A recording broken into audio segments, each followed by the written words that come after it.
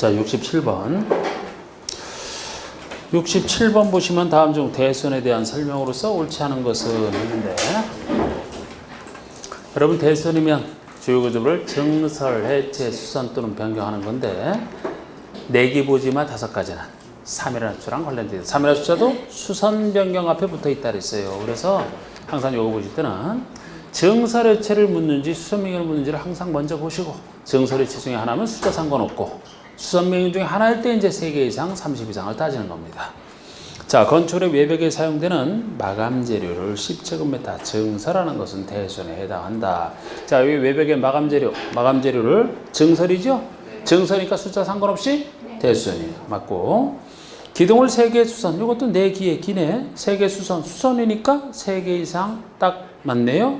3개 수선 있으니까 3개 이상 수선하여 연면 증가했다면 대손이라고 증식이다. 그런데 항상 대손은 건축 중에 증축, 개축, 재축이랑 대손이 중첩이 된다면 증축, 개축, 재축이 우선한다. 여기 대손은 증축, 개축, 재축이 아닌 걸 전제로 한다 그랬어요. 그럼 여기서는 지금 기둥을 3개 수선만 했다면 대손 맞습니다. 그런데 연면적이 증가했다는 다른 말이 붙어 있잖아요. 다른 거와 달리. 그러면 있는 상태에서 연면적 증가니까 증축도 되죠? 그러니까 대손이고 증축이다라는 것까지 맞습니다. 3번의 지붕틀인데 한옥의 석가래만큼은 제외고, 이 지붕틀을 2개 수선하는 것은 대손이 아니다. 수선이잖아. 그러면 3개 이상은 돼야 되죠? 2개니까 대손이 아니다니까 맞는 겁니다. 볼을 1개 해체하는 것은 대손이다. 해체잖아, 해체. 해체니까 숫자와 상관없이 대수선 맞고요. 연립 아파트에 대제관 경계벽을 수선하는 것은 대손이다. 우리 경계가 되는 경계벽을 선대는 것이 대손이 되는 것은 숫자와는 상관이 없지만 다가구 다세대 주택입니다. 아파트나 연립처럼 큰 것은 아예 못한다. 아니다. 그래서 아파트나 연립이라 아예 대손이 아닌 겁니다. 이거 다가구 다세대만 전제로 하잖아요. 자, 68번의 다음에 건축의 용도 분류상 그 연결이 바른 것은 모두 몇 개냐? 바른 것은 모두 몇 개냐는 건데 29가지 주용도에서는 이 정도면 뭐 헷갈리시는 거예요. 1번에 다중생활시설인데 500 미만 작은 거예요? 그럼 숙박시설. 이정근생이 되지. 이정근생. 500 이상 큰 것이 숙박이잖아. 500 미만이니까 이정근생이 되는 겁니다. 2번에 동물원, 식물원 해놓고 동식물 관련시설. 문화 및 집회시설이지. 문화 및 집회시설. 동물원, 식물 관련시설은 동물, 식물 직접 기르고 잡고 재배하는 거 다 얘기하잖아요. 동물원, 식물원은 동물, 식물원에 구경 가는 것이다. 많은 사람 모여서 구경 가는 것이다. 문화 집회시설입니다. 3번에 안마원, 안마 시술소가 이정근생. 안마원은 일정근생이라. 안마원은 일정근생이라. 그것 때문에 틀렸고. 4번에 도축장, 동물 건조장 시설이 동식물 관련시설. 도축장은 맞아요. 동식물 관련시설은 맞아. 근데 동물 건조장이 아니잖아. 동물 건조장 시설은 묘지 관련시설이에요. 화장장, 봉안당, 동물 화장장, 동물 건조장, 동물 낙골시설. 이것이 묘지 관련시설이거든. 이거 헷갈리지 말아요. 완전히 다른 개념이에요. 이거는. 도축장은 왜 있어요? 소돼지 잡아먹으려고 하는 거고, 동물 건조장은 잡아먹으거나 하는 게 아니고 장사 치러주기 위해서 하는 거잖아. 완전히 다른 개념이잖아. 그래서 동물 건조장 이거는 묘지 관련시설입니다. 동물 장례시 식장이다 그럼 장례시설이고, 예를 들어 동물에 관련된 거. 유소스텔의 숙박시설? 수련시설. 소스텔은 숙박이에요. 근데 유스가 붙으면 청소년만 쓰는 거예요. 이거는 수련시설이라고 했습니다. 종교시설 500만 작은 것이 이정근생. 이거 맞죠? 여기 크면 이제 종교시설이고요. 작은 거 이정근생 맞습니다. 7번의 부동산 중개 사무소 30 미만 일정근생이죠. 일정근생이죠. 이게 이정근생이 되려면 30 이상 500 미만이죠? 30 이상 500 미만이 이종, 30 미만 작은 게 일정근생입니다. 이거 정확히 하시고. 8번에 여객터미널, 물류터미널이 운수. 물류터미널은 창고지. 여객에서부터 철도와 항만 이게 운수시설이지. 물류터미널은 물건만 손대는 곳이다. 요거는 창고 시설이잖아. 일반 터미널과 다르다. 야영장 시설 300 이상 수련시설. 요것도 맞습니다. 여기 300 미만이면 그냥 야영장 시설이고요. 300 이상은 이제 수련에 들어가는. 유치원이 노유자? 옛날 얘기죠. 노유자가 아니고 교육연구. 정식 학교로서 교육연구시설에 들어갑니다. 교육연구시설에. 그래서 지금 맞는 것은 6번과 9번 둘만 맞지. 자, 69번 보세요. 건축법상 건축물의 용도 변경 절차에 대한 다음 설명이 좀 옳지 않은 거. 아까 68번보다 69번 용도 변경 절차가 상대적으로 더 많이 나오는 거죠, 그죠? 자, 우리 용도 변경 절차 하기 위해서는 9개 시설군, 그거는 써놓고 해야 되잖아. 9개 시설군 하면 자산, 전문, 영업, 교육, 근린, 주거, 그 밖에다가 교복 만드는 것이 주업이다. 교육 및 복지, 주거, 업무 이 말까지 붙이고 여기서 더한다는 거 두 번째 자산의 산업 등에 속하는 것도 외워두면 편하다 그랬죠?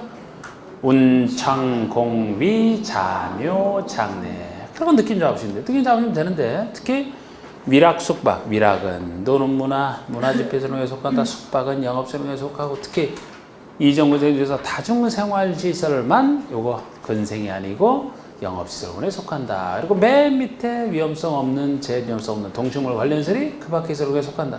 그럼 뭐 지점 다 있고 아래서 위로 올라가면 허가, 위에서 아래로 내려오면 신고. 같은 시설군 내에서 움직인다. 대장 기재사항 변경 신청인데 이때도 같은 주요용도에서 바뀔 때는 대장 신청이 필요 없어요.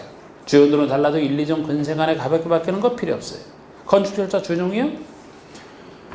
허가와 신고 대상으로서 100 이상일 때는 사용 승인 받고 써라. 그 그냥 준용이고 건축사 전문가 직접 설계를 나서는 경우는 전문가 설계 위험성이 올라가는 허가 대상으로서만 그것도 면적 500 이상일 때 신고 대상은 아니지. 건설사 설계는.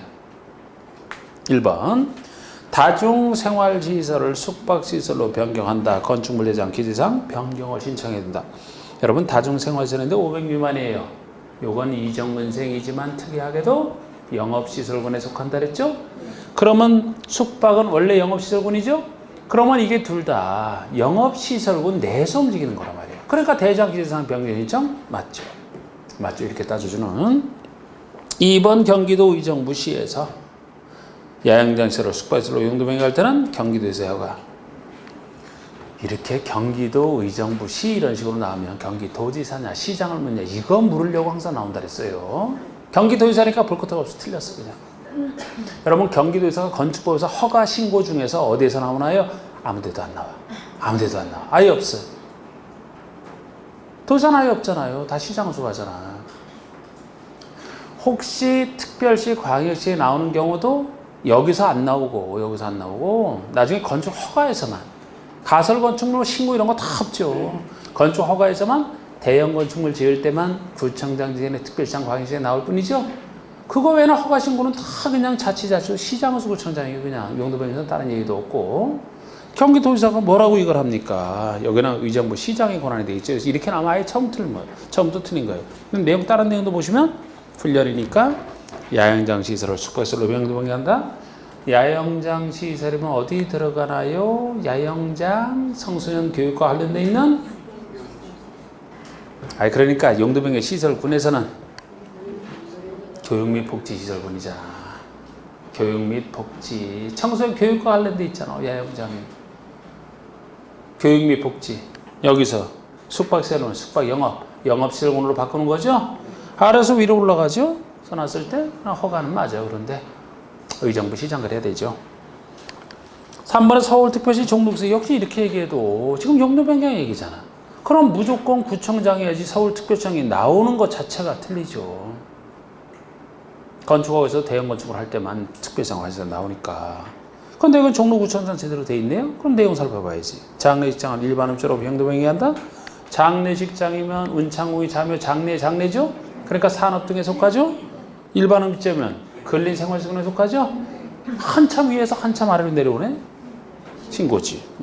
맞아요. 그래서 2번만 틀렸고 4번은 허가와 신고 대상 경우로서 용도 변경하려는 부분에 받으면 100 이상 둘 다 100 이상 물론 500 미만으로서 대손을 받지 않는 경우 제외는 예외 있지만 이런 경우에는 사용 승인하고 가능 규정을 준용한다. 맞고. 5번에 건축사 전문가가 직접 설계를 해야 되는 용도 변경은 바닥 면적 합계가 500제곱미터 이상으로서 허가 대상인 용도 변경에 한한다. 허가되는 용도 변경에 한해요. 500 이상 것도 친구 대상에는 없어요. 뭐 예외도 읽어보시고. 자, 그 다음에 70번이 건축허가에 대한 다음 설명 중 옳지 않은 것은 했는데 사전결정 신청자는 사전결정을 통지받은 때로부터 2년 내 건축을 신청해야 되며 그 기간 내에 허가를 신청하지 않으면 사전결정 효력이 상실된다. 사전결정 통지받고 나서 2년 내에 건축허가는 의제가 안 되기 때문에 건축허가를 신청해야 돼요. 2년 내 건축허가 1~3 아닌 거 2년이고 건축허가를 바로 신청해야 되죠. 그 다음에 그러니까 여러분 건축 절차는 그 흐름 속에서 보셔야 돼. 머릿속에서 대지를 확보하고 건축허가 신고가 있는데 그 전에 사전결정이 나올 수가 있고 사전결정 다음에 건축허가 신고 나오죠. 그 다음에 공사 들어가기 전에 착공신고 시공감리를 쳐서 완성되면 사용승인 받고 쓰는 거. 이 흐름 속에서 어디를 묻는지에 따라서 그리고 절차는 다 허가권자가 한다랬고 맞아요. 이거 1번 유명한데 맞고 2번에 건축법상 건축 허가권자는 원칙적으로 자치시, 자치도, 시장의수, 구청장 원칙. 건축 허가 외에 뭐 다른 건 다 이 사람만이지 뭐.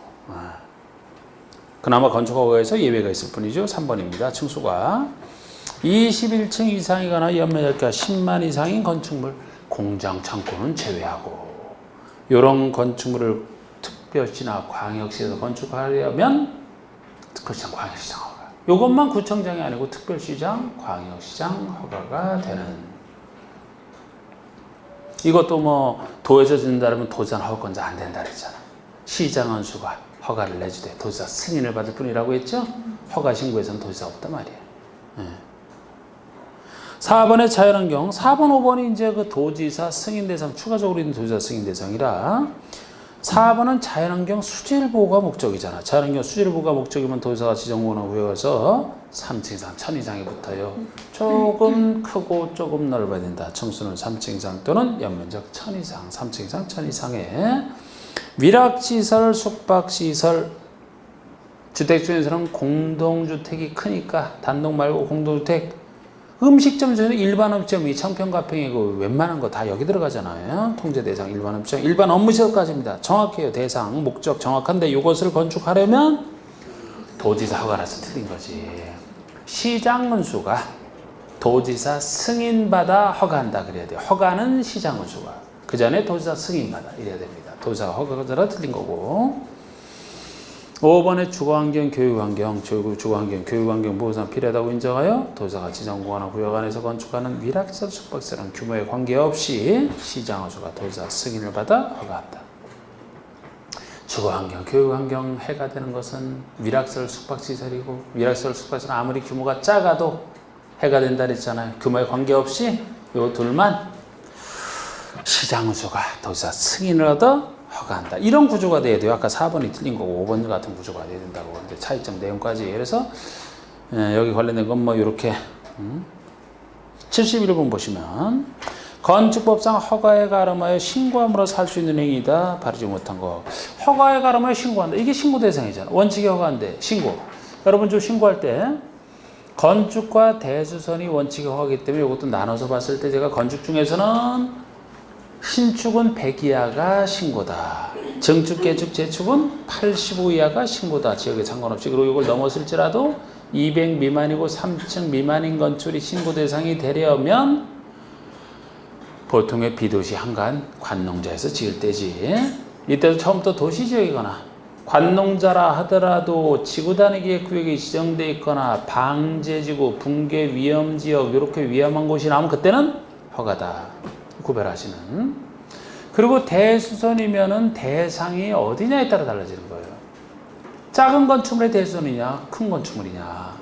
200 미만이고 3층 미만인 작은 건축물이다. 그러면 이것의 모든 대수선이 다 신고인데 대상이 작기 때문에. 그렇지 않고 크다. 200 미만, 3층 미만이 아니다. 그러면은 제일 작은 수선만 신고지 증설해체 변경은 신고 아니고 허가다. 여기다 이제 0에서 정하는 거 몇 가지 추가로 더 해놓으면 끝이죠. 사실 이것만으로도 거의 문제는 맞췄지만 1번 농림지역 중 지구 단위 구역으로 지정된 곳에서 현면적 200명으로 3층이면 건축물 이렇게 200명으로 3층이면 건축물이니까 농림지역이니까 비도시 그러나 지구 단위 구역이잖아요. 비도시의 지구 단위 구역이 지정되어 있기 때문에 이것이 허가가 되는 거예요. 그래서 답이 1번이 되는 거지. 지구 단위 구역이기 때문에 혹시 여기서 뭐 방제지구, 붕괴 위험지역 이렇게 해놔도 허가가 되는 겁니다. 비도시가 하더라도. 그래서 우리가 답은 이거고요. 연면적가 85 이내의 증축해주기 제일 평범한 얘기. 그리고 3, 4번이 대수원 갖고 얘기하는 건데 3번이 연면적 150제곱미터 이곳 2층짜리 구체적 숫자로 나왔네요. 이런 건축물의 기둥을 2개 해체한다. 뒤에 보니까 그래서 2개 해체라고 보니까 대선 중에서 하나잖아. 이게 건축행위가 아니고 그죠. 그럼 대선이 딱 나오게 되면 대상을 보시라 그랬잖아. 200 미만이고 3층 미만이냐 아니냐. 그러면 여기는 연면적이 150이니까 200 미만이고 2층이니까 3층 미만에 딱 속하죠? 그럼 모든 대선이 다 신고니까. 신고 맞습니다. 4번 연면적 500제곱미터인 건축의 내력벽의 면적을 30이나 수선? 수선이니까 혹시 대선 개념을 묻고 있네? 그러면 대상을 보시는데 연면적이 500이에요. 그러면 150 200 미만 3층 미만이 벌써 아니잖아. 200 미만에서부터 아니죠. 그러면 이때는 무엇만 수선만 신고인데 마침 수선이라고 돼 있네. 그래서 신고가 되는 거예요. 이게 증설해체 변경이면 허가 대상이 되잖아. 작년은 이렇게 3, 4번 정확히 따져주는 것만 알면 맞히는 문제가 작년 문제고 예를 들어. 그 다음에 5번에 공업지역 비도시 지정된 지구단위 구역 산업단지 건축하는 2층이라서 500이야. 기타 중에 하나죠. 작은 공장. 공장은 보통 넓기 때문에 따로 작은 공장을 따로 해놨는데 2층 이하로서 500이야. 2층이라서 500이야. 또 우리 따로 영에서 정해준 것 중에 우리 표준 설계도서에 따라 짓는다고 또 표준에 대한 설계도 하니까 신고고. 증축 높이에서는 3m 이하에서 증축하는 거. 3m까지 그죠? 3m에서 증축하는 거. 농업용 건축물이다 그러면 생업을이한 거. 읍면적에서 짓는 걸 전제로 해서. 창고는 200이야. 축사 작물 재배사는 400이야. 그런 것까지도 있긴 있었죠. 잘은 안 냈지만. 근데 여기는 이제 이 중에서도 핵심만 더 넣은 겁니다. 핵심만. 72번. 건축허가 제한. 건축허가 제한되는 성적 오른 거 되는데. 건축부서는 바로 윗사람이 아래 행정청의 허가를 제한하는 구조가 되어 있어. 그리고 사유기간. 1번 국장은 지역계획 또는 도시계획상 필요. 벌써 틀렸지. 지역계획이나 도시군계획이 지역계획인데 왜 국장이 나섭니까? 요거 요 말 때문에 틀렸고. 주무부 장관 요청이 있다. 그때 허가권제 허가나 착공을 제한했다. 뒤는 맞아요. 두 가지 사유 중에 하나잖아. 국토관리상 필요한 경우. 전국토관리상 아니면 장관이 요청할 때. 장관은 나라의 과한서 요청하니까 뒤는 맞단 말이에요. 앞이 틀렸고. 2번에 특별시장, 광역시장, 도지사, 시도지사죠. 시도지사는 국토관리상 특히 필요하다고 인정하는 경우에 시장의구청장의 허가나 착공을 제한할 수 있다. 이번엔 또 국토관리상 이게 틀렸죠. 그죠? 국토관리 시도지사가 왜 신경 쓰느냐. 그러니까 앞에 1번의 지역계획 또는 도시계획상 요거랑 2번에 국토관리상 필요한 거 이 서로 바뀌어야 돼. 서로 바뀌어야 맞아요. 그래서 시도지사가 할 때가 지역계획이나 도시계획상 필요한 경우 아닙니까? 바로 아래 사람은 시장수의 허가를 제한하지는 좋은데 둘이 바뀌어야 되고 3번에 시도지사가 건축을 제한을 했다. 그러면 시도지사가 시장수의 허가를 제한하는 순간에 우리 정비부서 나왔던 얘기랑 비슷한 얘기. 바로 윗사람에게 통제받는 규정. 그 시도지사가 제한했으니까 바로 윗사람인 국장에게 여기서는 즉시 보고를 해야 되고 국장이 제한행위 과다하다고 인정하더라도 직접 해제를 해서는 안 된다. 해제를 명할 수 있다. 그 제한을 해제할 수 있다. 여기서 틀렸네. 아까랑 비슷하게 틀린 겁니다. 그러면 국장은 시도지사에게 해제를 명할 수 있다 그래야 돼요. 직접 해제가 아니고 해제를 명령 내릴 뿐입니다. 시도지사에게 해제를 명할 수 있다 그래야 돼요. 4번의 시장은수 구청장도 특히 필요하다고 인정할 때는 허가를 제한할 수 있다. 시장수 구청장은 제한권자 아니에요. 원칙적 허가권자라. 건축부에서는 윗사람이 아래 타고권자 허가를 제한하는 구조를 했잖아. 그래서 국장과 시의사 둘만 있는 겁니다. 시장 건축부총장은 제한권자가 아니고요. 5번의 제한기간은 2년 내로 한다. 유명하지만 알고 있죠. 건축법이고 135아니니까 2년이지 뭐. 2년인데 연장할 때는 1회 하나요? 1년 연장은 다 1년 연장이라 그랬잖아. 그것도 횟수도 1회 하나요. 1년 연장. 유명하지만 맞습니다. 13번. 가설 건축에 대한 설명을 옳지 않은 거. 가설 건축물. 우리 가설이 대부분이 신고인데 도심계획 시설과 관련된 것만 허가를 했고 1번 이렇게 도심계획 시설 또는 시설 예정지에 있어서 가설 건축물 지을 때예요. 도심계획 시설 예정지에서 가설 건축물 지을 때 이때가 시장건축구청장의 허가 시장건축의 허가 유일한 허가입니다. 2번에 허가 대상 외에 재해복구나 흥행, 전람회, 공사용, 가설 건축물 등을 축조하고자 할 때는 시장건축에 신고, 대부분이 신고. 3번 허가 대상 가설부대 전체기간은 2년, 3년 이내이고 이게 전체기간 3년짜리, 층수도 3층이야. 아주 삼삼하다 그랬던 거. 그래서 가설 건축물 4층 이상부터는 허가를 못 받아요. 3년이야, 3층이야. 그리고 기간을 연장하고자 한다. 기간 만료 14일 전까지 허가를 신청하라. 연장허가 14일 전. 4번의 신고 대상 가설의 전치기간은 2년, 3년이죠. 역시 허가된 신고든 가설 건축의 전치기간이 유명한 3년짜리. 요거랑 주택상환서체가 3년이라고 했잖아요. 두 가지가 3년이죠. 기간을 연장하고자 하는 자는 기간 만료 7일 전, 7일 전, 14일 전. 그거는 둘 다 맞아요. 그런데 여기 이제 전치기간이 2년이 틀렸을 뿐이죠. 그리고 5번에 공장에 설치하고 전치기간 연장이 가능한 가설 건축물은 연장을 원하지 않는다는 사실을 표시하지 않는 한 자동 연장, 공장에 설치하는 가설 건축물은 자동 연장. 74번에 건축허가나 건축 신고 등에 대한 설명으로 옳은 것은 건축주가 건축물을 신축 등을 하기 위해서 건축물의 대지의 공유자 수 90% 이상 동의를 얻고 동의한 공유자 지분합계가 전체의 90% 이상이어야 전체 소유권을 확보하지 않고 건축허가를 신청할 수 있다. 아니죠? 80%가 돼야 돼. 꼭 90% 이상 되어야만 되는 거 아닙니다. 이 숫자 80% 숫자는 여기 건축법이랑 주택법에서 서로 비슷한 얘기라고 했잖아. 거기든 여기든 건축법이든 주택법이든 대지를 먼저 확보하죠. 대지를 확보하는 것은 소유권 확보하는 게 원칙이에요. 근데 소유권 확보 없이 할 수 있는 것 중에 숫자 나오는 것은 여기라면 공유자 수 기준이고 나중에 주택법에서는 지구단위 결정에 필요한 큰 사업을 전제로 하기 때문에 100% 동의 얻기 힘들다.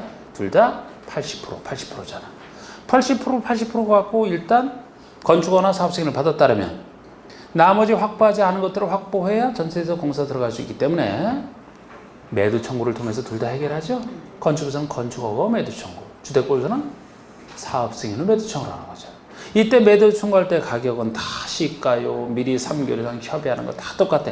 그런데 차이점이라면 주택법에서는 지구단위 결정이 필요한 큰 사업이라 여기랑 유일한 차이가 80% 이상 중에서 다시 95 이상이냐 아니냐 둘로 나눠서 95 이상일 때는 모든 자에게 95 이상이 아니라면 10년 장기소를 제외한 자에게 거긴 큰 사업이라 그것만 있을 뿐이지.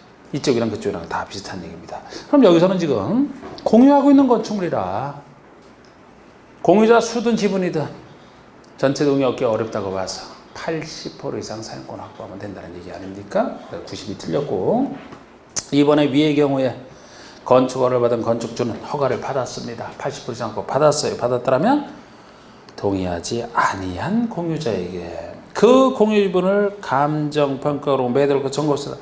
매도 청구 가능해. 그런데 여기는 틀린 게 감정평가액이 아니고 시가. 매도 청구 중에 뭐가 감정평가액이 없어요. 다 시가요. 다 시가. 매도 청구라면. 빨리 이상한 말 나오기 전에 얼른 제가 대답한 거예요. 다 시가요. 몇 배 활력으로 하는 사람에게 매도 청구 인정하는 것이라 다 시가만 해도 막 싫어합니다. 그 사람들은 시가.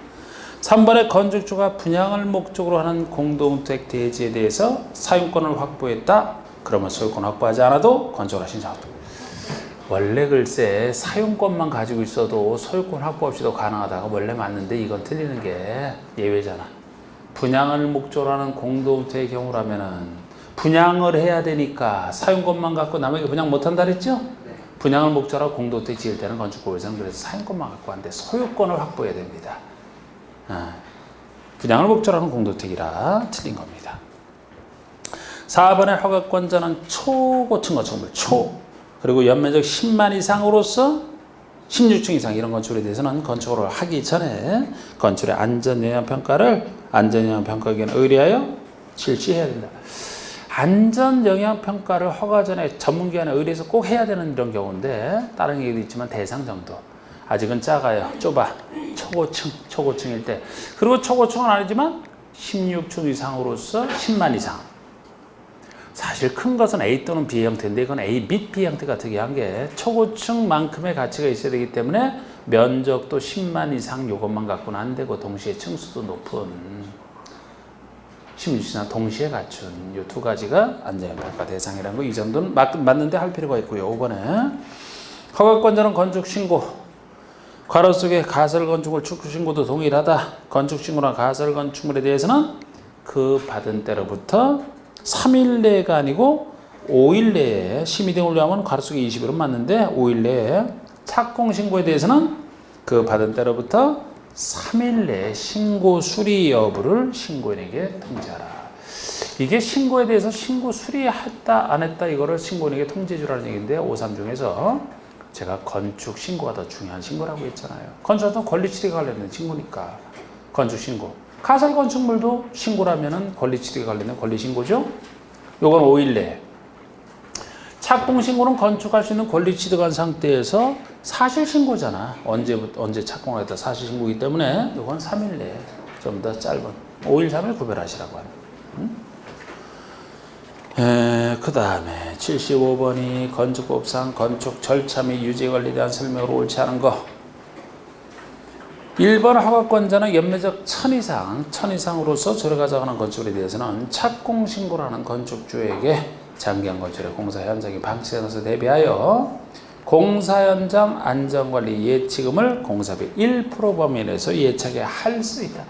그러니까 공사 현장 안전관리 예치금도 일종의 보증금 성격이라 뭐 공공예금 못하고 예차게 할 수 있다 이게 보통이라고 했는데 건축법에서는 대상이 조금 넓은 1000 이상 연면적이 1000제곱미터 이상만 돼도 안전관리 예치금 부과 대상이 되고요. 얼마까지 부과할 거죠? 공사비의 1%가 채됐죠. 현장 관리를 위한 비용 얼마 안 들어가요. 공사비 1%. 1000 이상. 대상은 1%.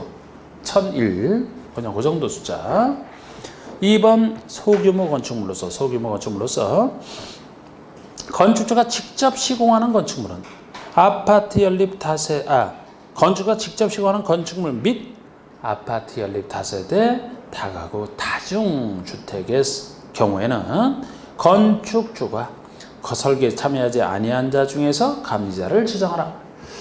원래 건축법에서는 건축주가 감리자 지정하는 게 원칙이에요. 그러나 이거는 건축주가 아니고 허가권자가 지정하는 케이스잖아. 예외적으로 허가권자가 지정하는 케이스. 건축주 대신에 허가권자를 넣어야 됩니다.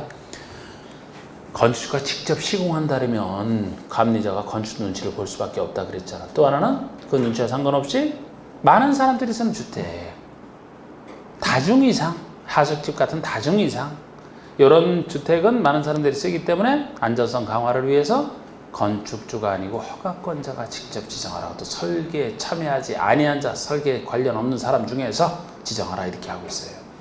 이런 취지이기 때문에 나중에 주택법에서는 주택만 대규모로 다루는 것이라 처음부터 행정청인 승인권자가 지정하는 게 특징이 되잖아요. 주택법에서는. 여기서는 예외적으로 허가권자가 하고요. 그래서 이게 틀렸고 3번의 허가권자는 사용승인청을 받은 경우 7일 내에 승인을 위한 검사를 하고 검사에 합격된 건축은 사용승인을 교부하라. 7일 내 승인서 교부. 이게 주택법에서는 15일 내 검사하게 돼 있잖아. 주택에서는 15일 내. 여기는 짧은 7일 내고. 임시 사용승인가는 원칙적으로 2년 내다. 원칙적으로 2년. 임시. 일사부 아닌 거 2년 계속 써먹는 거. 또 5번의 건축물을 철거하라는 경우에는 철거 예정일 3일 전에. 멸실 등의 경우는 멸실 후 30일 내. 멸실 후 사후 신고가 되는 거 특이하고요. 30일치 신고 중에 제일 많이 준 게 정신수습하라고 그랬잖아. 제가 3일 인천이냐 30일 내냐 10배 차이가 나고요. 이때 당연히 자치자치도 시장의수 구청장에 신고하겠죠. 이걸 뭐 특별시장 광역시장 들어가면 틀리잖아. 이것도 갑이 개별적인 신고라 시장의수 구청장. 76번의 다음 설명에 대한 예외가 없는 것은 몇 개냐? 예외가 없는 건 몇 개냐? 이건 이제 예외가 있는 것 없는 걸 좀 구별해 보라는 선에서 공부용으로 만든 겁니다. 이거. 근데 요거 가지고 예외를 정확히 알아도 이제 마침 이제 여러 번 여기 출제됐잖아요. 역시 1번의 도로의 소유 너비는 4m 이상입니다. 여러분 도로 너비는 4m 이상이 원칙적 도로 너비죠? 여기에 대한 예외는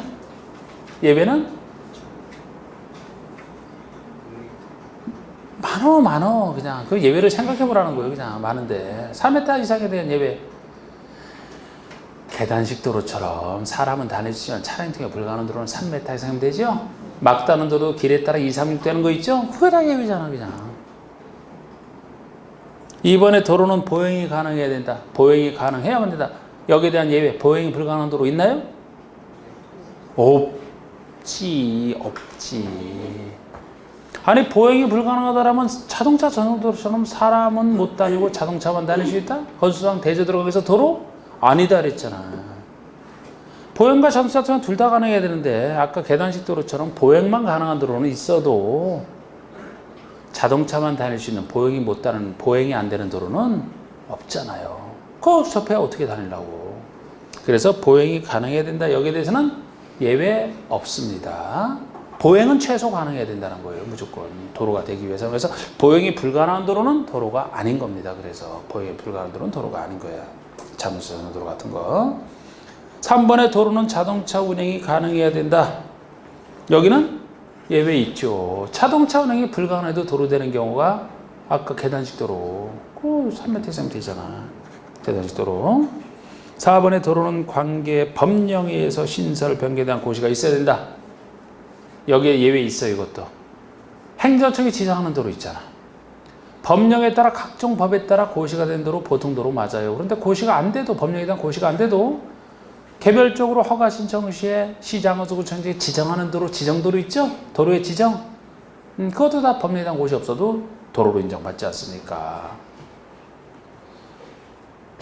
5번에 건축물이나 담장은 건설에 수직면을 넘지 못한다. 건축이나 담장이 건축선 수직면을 넘어서는 안 되죠? 예외 없나요? 있죠? 지표 아래 부분은 넘어도 된다 그랬잖아. 지하는 넘어도 되잖아. 지표 아래 부분 넘어도 됩니다. 이것도 그전에 물은 적 있고 5번에 도로의 폐지 변경 시 이해관계의 동의를 얻어야 된다. 자, 폐지 변경 시 이해관계의 동의를 얻어야 돼요. 이때 예외 있나요? 없어. 폐지 변경할 때는 무조건 이해관계의 동의를 얻어야 되지 동의 없이 할 수 있는 예외 없어요. 지정시엔 예외가 있지. 도로 지정시엔 예외가 있습니다. 지정시에는 이해관계의 동의를 얻어야 되는데 해외에 거주한다, 동의를 얻기 어렵다, 아니면 뭐 사실상 통행로를 이용하고 있다 이런 경우에는 동의 없이도 가능하다 그러잖아. 지정할 땐 동의 없이도 가능해. 폐지 변경에서는 항상 동의를 받아야만 돼요. 예외 없어요. 그런 차이점.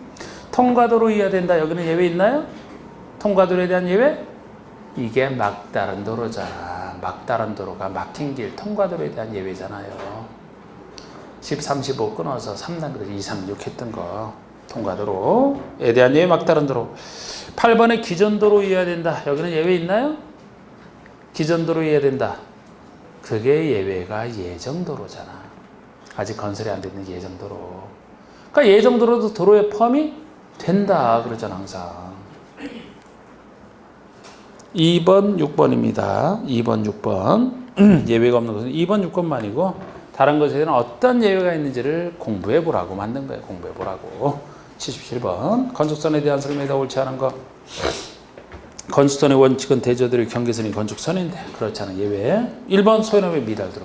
소유업 확보해서 저절로 인정되는 소유업의 미달도로라면 다른 얘기 없으면 도로 중심선에서부터 양쪽으로 넓히기 때문에 딱 도로 중심선으로부터 해야 돼요. 이 중심선으로부터 각각 소유 너비의 2분의 1의 상당 거리를 후퇴한 선이 건축선이 된다. 소유분의 2분의 1만 후퇴하죠. 각각 양쪽으로. 이 경우 건축선과 도로 사이의 부분은 대지 면적에서 제외된다. 건축선과 도로 사이 건축 못하는 부분은 나중에 도로가 설치될 땅이라 대지에서도 제외된다는 걸 아셔야 되잖아. 근데 여기다 예외가 2번이죠. 소유업의 미달하는 도로의 경우에 당해 도로의 반대쪽에 경사지하천, 철도 선로부지가 있다. 일반 대지가 아닌 걸 표시해놨죠. 일반 대지가니까 이제는 한쪽으로만 후퇴할 수밖에 없겠네. 그래서 이때는 어느 때로부터 그쪽 도로 경계선이 되는 거예요. 아까 도로 중심선이 아니잖아. 이런 차이 나는 걸 잘 밑줄을 거두시고 공부해야 된다고. 이건 중심선 하면 틀려요. 한쪽으로만 후퇴하니까 그쪽 도로 경계선에서부터 소연업에 상당한 수평거리의 선 이렇게 후퇴하는 것이 건수선이 됩니다. 이건 소연업만큼. 3번 도로 모퉁이에서 폭이 6m짜리 도로와 7m짜리 도로가 교차하는 교차각이 90도인 때는 도로 교차점으로부터 3m 거리를 각각 후퇴한 두 점을 연결한 선이 건축선이 된다. 자, 우리 요 부분은 항상 90도 각도에서만 문제 물어볼 수 있다 그랬잖아. 우리 도로와 도로가 만날 때 교차각이 90도인 때만 계산 문제에서 낼 수 있는데, 이때 어떤 도로가 만날 때 교차점을 또 얼마나 후퇴하느냐 그 얘기죠. 90도라면은 6에서 8짜리 큰 도로 6에서 8짜리 만날 때만 양쪽으로 3, 나머지는 다 2. 그럼 지금 여기서 폭이 6m짜리고 7m짜리니까 6m짜리는 6m 이상에 속하죠? 7m짜리면 6에서 8 사이 역시 속하죠? 그러니까 큰 도로가 만날 때, 큰 도로와 큰 도로가 만날 때잖아. 얼마? 3m를 후퇴한 두 점을 연결한 선을 건수한다. 이 정도는 알고 있어야 돼요. 이게 만약에 큰이 아니고 나머지라면 다 2m 후퇴가 되는 것이고, 이런 건 알고 있어야 된다 그랬잖아. 그리고 이 경우 건수선과 도로 사이 부분은 대지 면적에서 제외된다. 대지면에서 제외된다. 역시. 예? 그런데 4번과 좀 차이가 나잖아. 4번은 세 번째 예로서 자치시, 자치도지사, 시장, 구청장, 행정청은 계획관리지역 안에서는 4m 내에서 건축의 미지정부나 환경정부에서 건축을 따로 지정할 수 있다. 다른 것은 저절로 지정이 된다 했는데 이거는 다른 거 다 갖춰진 정상적 도로에 접하고 있을 때 행정청이 필요한 경우 지정할 수 있는 임의적 건축선이고, 이거 틀린 게 계획관리에서 틀렸어요. 계획관리가 아니고 도시지역을 전제로 합니다. 도시지역을.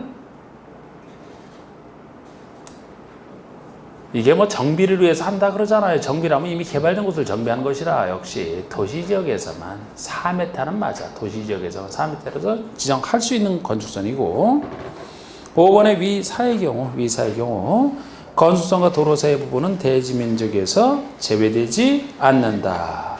차이점이죠? 요거는 정서적으로 갖춘 것을 임의적으로 지정하기 때문에 요 두 부분이, 요 건축선과 도로 사이 부분이 건축할 수만 없을 뿐이지 대지에는 포함이 된다. 제외되지 않는다. 아까 둘과 차이점.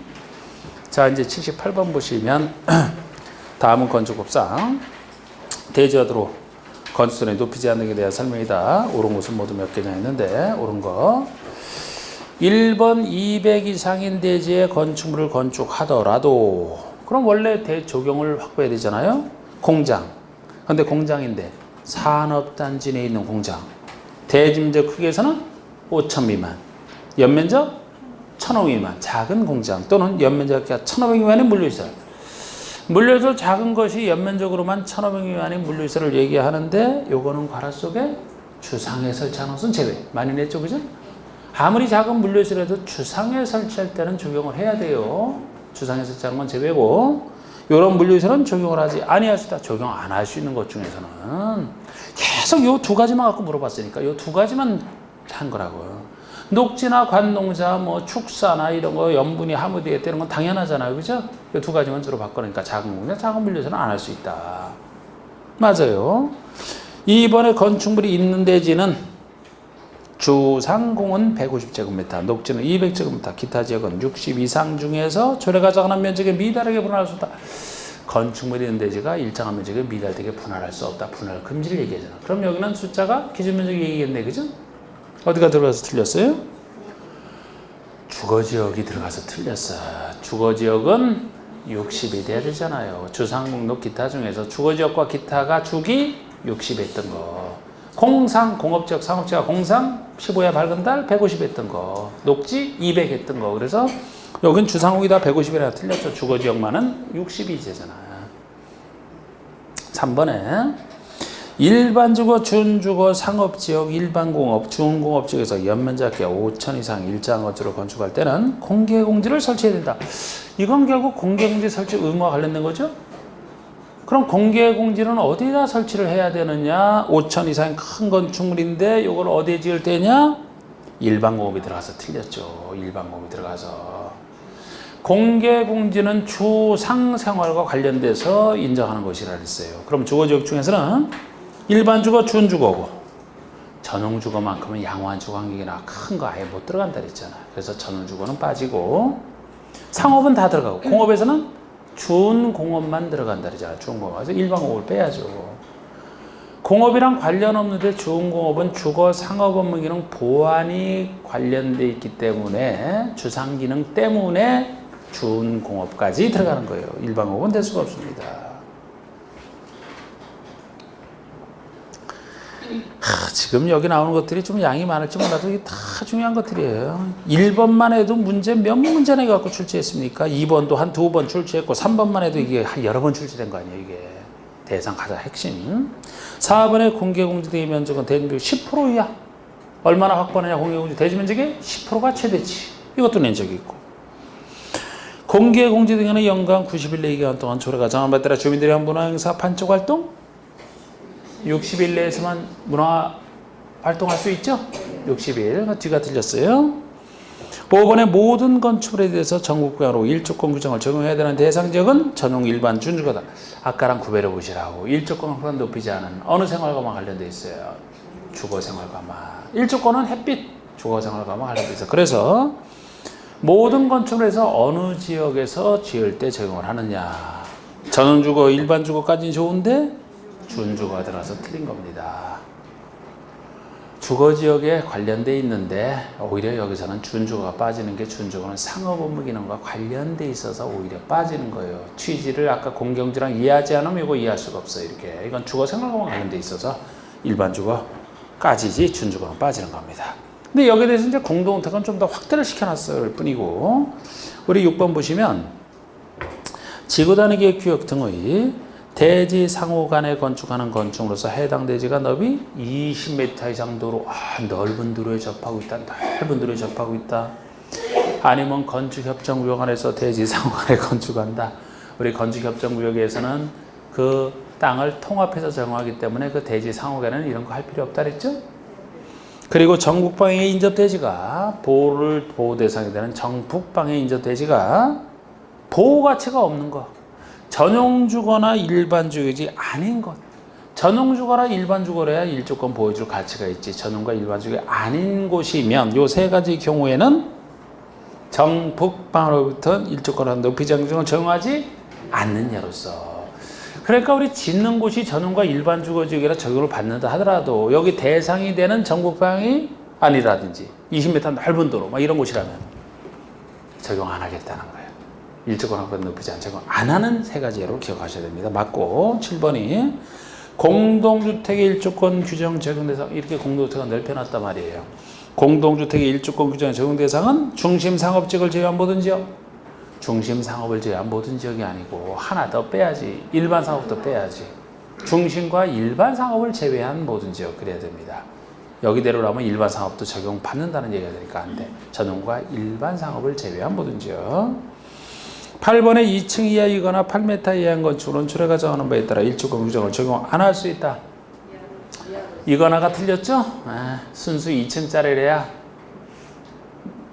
2층 이하로서 8m 이하. 2층 이하로서 8m 이하. 동시에 2층 높이를 갖췄을 때 또는이면 안 됩니다. 이거는. 9번에 농지법에 따라 농막을 건축하는 대지는 2m 이상 도로에 접해야 된다. 원칙은 대지도로 관계가 2m 이상 대지는 도로에 접해야 되는 건 맞습니다. 근데 이건 농막이잖아, 농막. 그러니까 접하지 않아도 된다.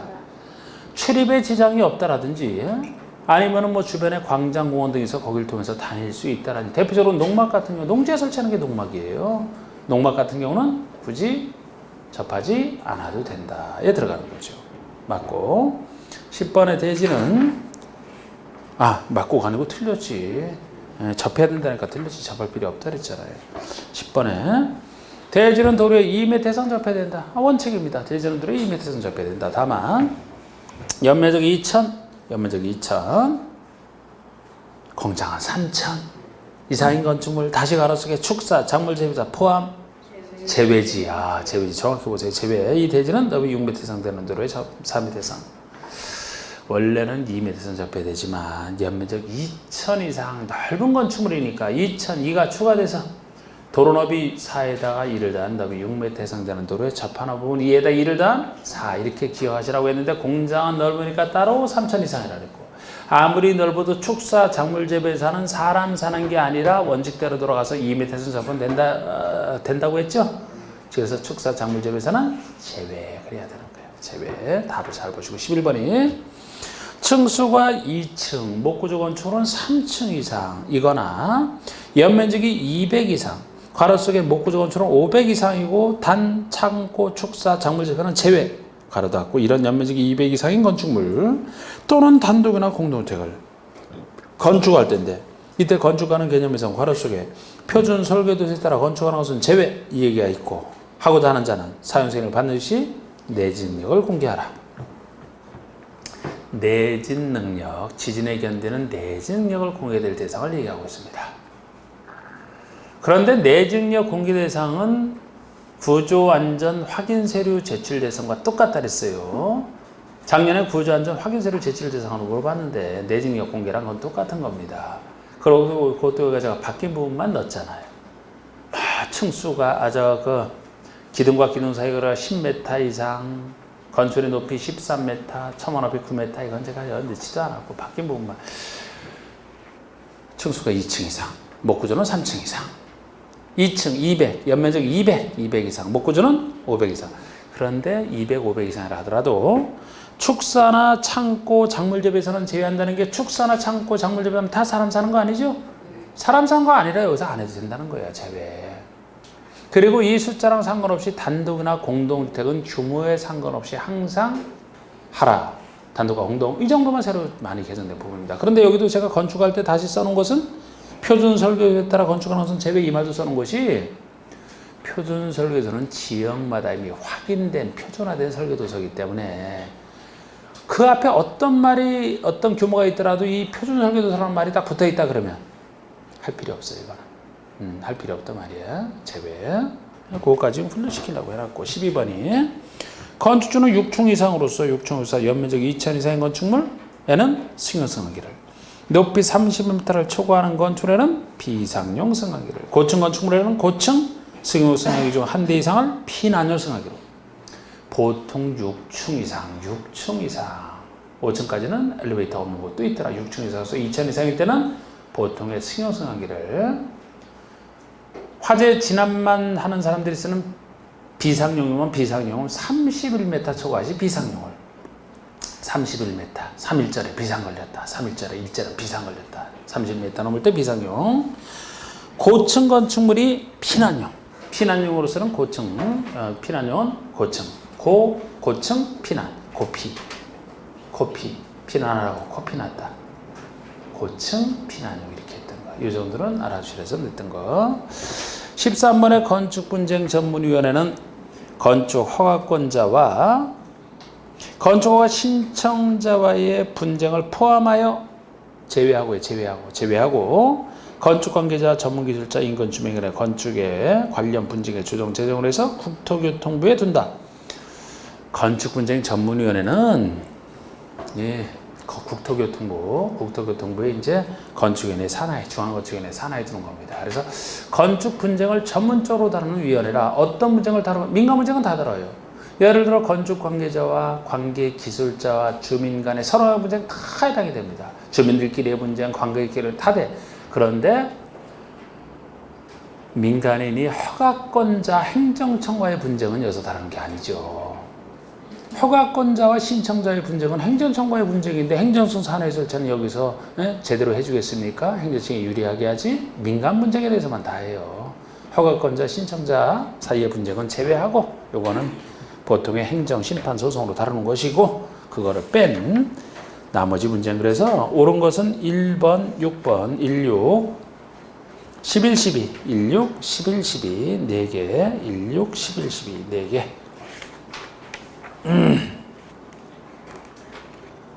자, 10분 쉬세요.